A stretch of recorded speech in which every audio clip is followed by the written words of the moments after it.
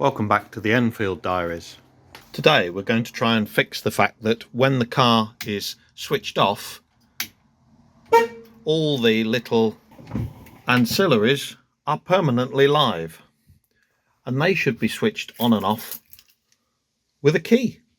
I started by looking at the fuse box, and I found that all 4 fuses were permanently live.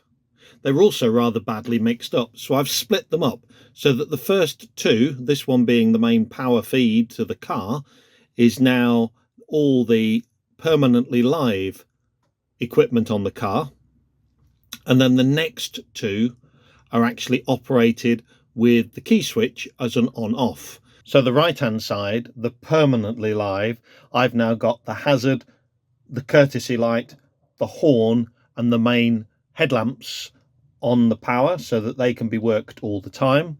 And then on the switched live on this side, I've wired the wipers, the screen heater, the screen wash, the indicators and the brake lights, because I don't think they need to be permanently live.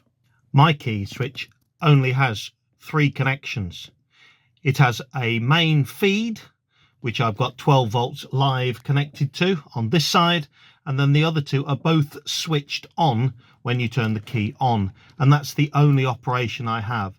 I think someone's probably modified my key switch. Now, when I turn my key switch on, I've wired it so that I get a indicating on here. So this is on the switched live. So if I turn that off, it goes off, and if I turn it on, it stays on. And that is to replicate the original car. So now I've got the ignition switched on and off. I've actually got no control to the pedal.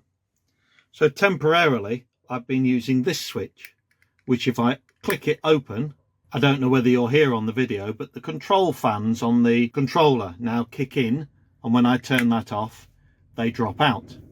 Now this doesn't switch 12 volts.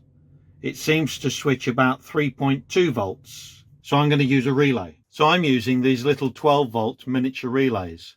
I'm going to transfer these 2 contacts to the normally open contacts so that when the relay cuts in, this operates. This operates when I turn the ignition on and off. So you can hear it click off quite loudly. You can't hear it click on. At the moment, my horn is live, but my indicators are not. If I turn my ignition on, my light comes on and my indicators are live, and I can also hear the hum and I have motion. So that's now all working on the key switch. However, when I drive along, this green light doesn't go out. This is my other car, which has its original control system in it. And when you turn the key, you get a green light on the dashboard. When you go forward, that green light goes out.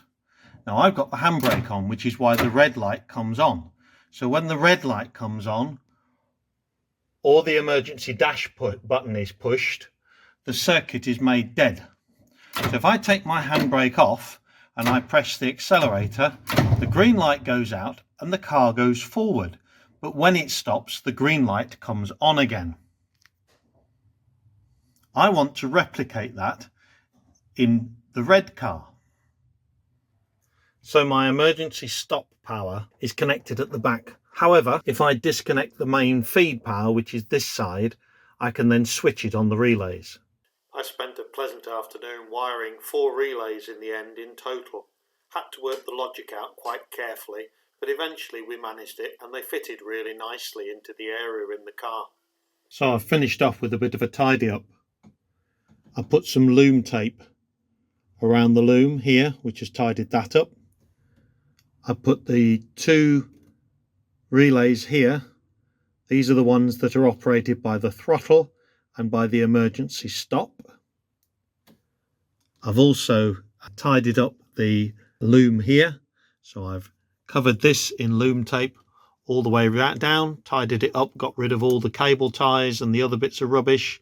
I've also sorted out the feed here and got rid of 3 chocolate blocks, would you believe? And although that looks a bit of a mess, it's all nice and tidy.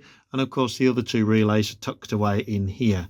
They're all secured, only with cable ties, but they won't drop about. All that remains is to put the dash top back in, and there we have a completed car. Time for a test run. So now, with the modifications all done, when you turn the ignition on, everything lights up and the green light comes on to indicate you're ready to drive. As you put your foot down, you get motion, the green light goes out and motion starts. When you lift off or coast, the light comes back on again and goes out when you reapply the accelerator. Similarly, if someone presses the emergency stop, it brings the red light on the dashboard and neuters the throttle control and everything else, while still allowing the indicators to work and all the switched feeds. And all you have to do is cancel the emergency stop and the ignition comes back on again, and away we go. So there we have another fix on the Enfield 8000. We are coming towards the end of the fixes, particularly as the car's due to go back fairly soon. However, it's much more like the original setup. It's got some ignition indication when you turn the switch, and the car is electrically dead.